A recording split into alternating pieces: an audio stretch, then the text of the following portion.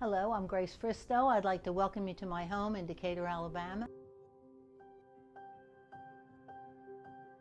I used to have a daycare here for 39 years, but 2 years ago I retired. My health was just not good enough with my back and my leg. I had to give it up. I had wonderful years with the kids here.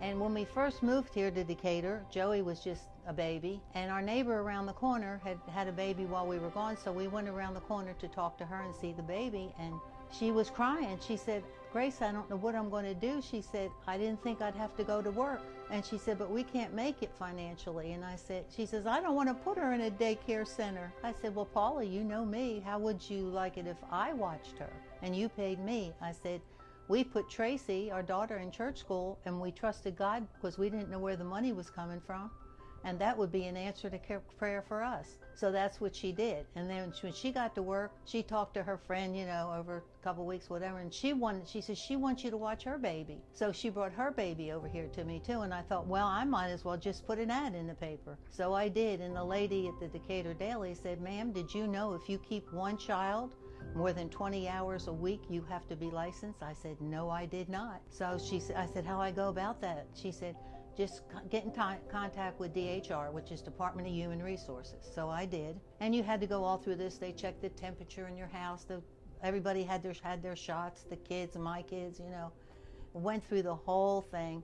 We're almost ready. The last thing to do is go before the city council. So when it was my turn at the meeting, they called me forward and I said, "Good evening, gentlemen." I said, "I've done everything that I am supposed to do, that DHR has asked me to do, including getting that big, ugly, red fire extinguisher that they made me put on my wall in the living room." I said, "Now, would you please help me out here?" I said, "If there's a fire in my house, do I fight the fire with that big, ugly, red fire extinguisher while I'm in the house with the kids? Or do I go put the kids on the front lawn and leave them out there alone and come back in and fight the fire with the big, ugly, red fire extinguisher?" I say, common sense tells you what? You grab your phone, you grab the kids, you get outside, you call the fire department. But I did. I got the big, ugly, red fire extinguisher, so I'm ready to go. I did get my license.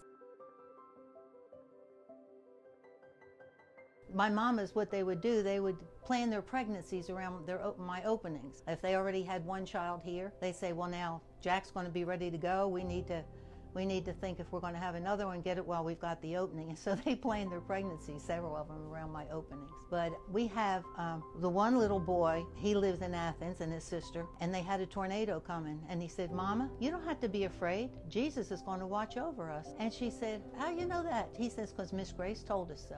And she says, "Oh, I am so proud of him." She put it on Facebook. She said, "We are so blessed to have Miss Grace in such a good Christian home for our kids." And then little Ben, he was in the corner one time over here, and as I walked by, he hadn't done anything really bad, but he had to go in the corner, and he's saying, "Dear God, please tell Miss Grace to let me out of this corner. Amen." So when his mama came, I told her about it. She said, "What did you do?" I said, "Well, Betty, what do you think I did?" I said, "I let him out of the corner. You try to teach him the power of prayer." So he got out of that one. The other episode we had with Ben was he had really, really bad allergies. She had given me an EpiPen to stick in his leg if he should suddenly get an attack. It was that bad. Well, when DHR came, one of their checkups, she's looking through all my paperwork and she said, "An EpiPen?" I said, "Yes." She said, "You're not allowed to use an EpiPen."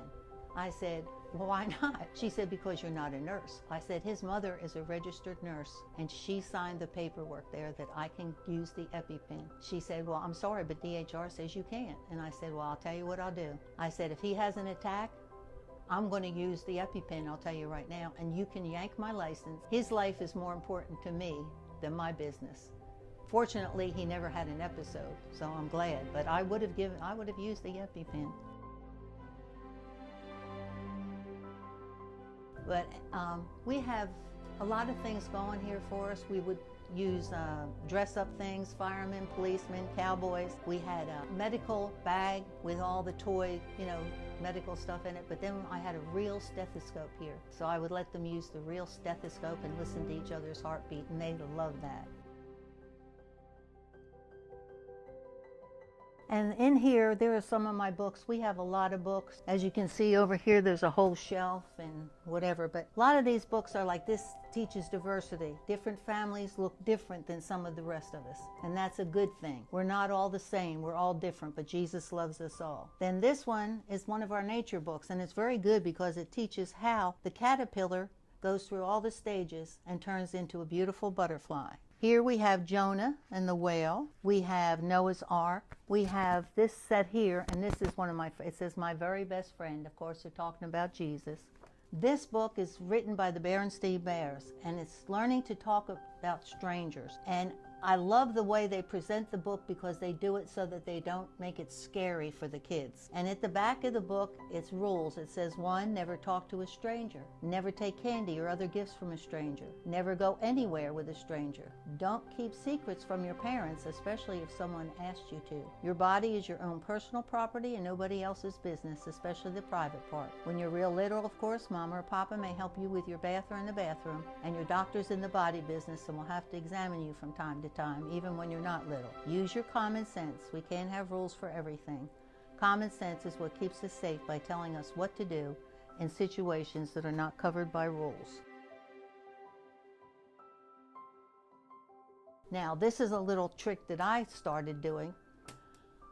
I didn't use high chairs in here because they just take up too much room. So I put a booster chair in one of these chairs. That's why they're scratched up so much. And you hook it on in the back with a belt, and then you hook the kid in there. If they didn't want to eat, and they were getting fanatical about not eating and pitching a fit, I just get one of these things out, and I go, hurry up, look at that chicken, he's going to eat your green beans. He's going to eat all your green beans. You need to get your green beans and eat some. And it would work. They'd start eating. And a lady from DHR was here one day when I was doing it. She said, I'm going to share that with the rest of the mamas. That's a good idea. Now, the rest of my things over here are my shell collection. There's sand dollars, starfish, a seahorse, little shells, big shells. This is a puffer fish. It's prickly, it'll hurt you if you try to squeeze it too hard. And this, I'm sure nobody has ever heard of. These are Cape May diamonds, they're called. I lived in Wildwood, New Jersey, grew up there, and we had the beach, but we didn't have any Cape May diamonds on there. The way the ocean flowed and everything, they only went to the Cape May side of New Jersey, and they would wash up on the beach, and people would go down there, and they'd have their little sieve thing that you could just put the sand in and it would go through, but the little diamonds wouldn't. Now, of course, these are not real diamonds, that's what they call them, but they shine up real good. They clean up real good and shine up real good, and they would make jewelry out of it and sell it at a little store that they had there. And years ago, the Indians used to use that to buy things with. They would trade for these Cape May diamonds. Whenever we do any of this stuff, seashells or anything, I have 2 books that I always read to them. Who's in the Ocean and The Shell for Seahorse. These are my 2 little boys, and they came one morning and they were half asleep. Their hair wasn't combed. And they each went and got a baby doll out of the toy box. And they're standing there looking like that, and I put a caption on the bottom and sent it to each of their moms. It said, if you were up with your babies all night like we were, you'd look this way too. It's so cute. This is just one of them when they were being chefs, cooking. They weren't, it was play food. And these 3 are my last 3. They're cousins, and they all went to school together, to pre-K. They started out, that was the perfect time for me to quit doing daycare. This way, nobody had to go look for a new person to take care of their kids, because these were the last 3, and they were all going to school. Now, some of them come back to see me. Little Jack.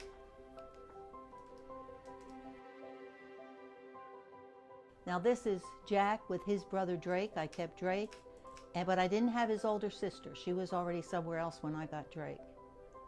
And when their mama was pregnant with Jack, I was just joking with him one day. I said, so you're going to have a little brother, huh? He said, yeah. I said, you know, you can name him after my uncle and my grandfather.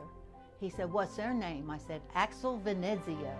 He said, what? I said, Axel Venezio. Well, they went to prayer meeting at church one night, and his mama comes back the next day and she said, all these people are coming up to Drake and they're saying, I hear you're going to be a big brother. What's his name going to be? He says, Axel Venezio. She said, they said, what?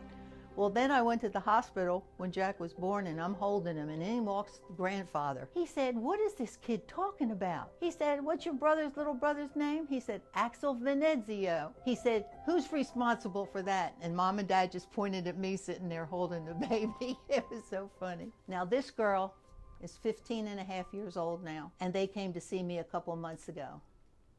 And her stepdad was with him. He didn't know me until that day. And Mama Tessa said to him, she said, Grace is my angel, my guardian angel. She said, whenever I come in and have a bad day, she'd pray with me, she'd cry with me. And she said, she was always there for me.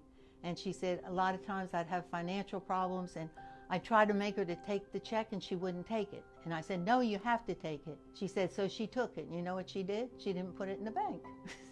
So she said she helped me out several times that way. She said, but she was really there for me. And the little girl told me now, she says, I'll give, Miss Grace, if I give you my cell phone number, will you text me? So now her and I are texting back and forth.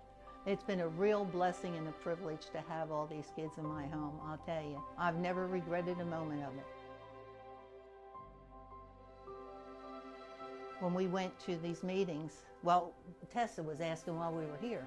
While they were here, she said, Grace, she's 15 and a half now, but when she was coming here, you were charging how much? $80 a week? I said, yes. She said, well, when you quit two years ago, what were you charging? I said, $80 a week. She said, you're kidding. We're still charging $80 a week, that's all? I said, that's all. I said, we would go to the meetings with DHR, and the ladies would sit around the table talking before the meeting started, and they'd say, how much are you charging now? Oh, I'm charging $100 a week. Well, how much are you charging? Well, if it's an infant, $125. And I said, finally, they'd get to me. I was trying to ignore them. They'd say, how much are you charging? I said, $80 a week. They said, you are absolutely crazy. And I said, no, I'm not. I said, God rewards me. He takes good care of me. I said, and I'm not charging them a penny more. And God has taken care of me all these years. He's been very good to me. God has given us many blessings over which we are to be good stewards. It could be our talents, work, relationships, school. The list could go on and on and on. But what does it mean to be a good steward?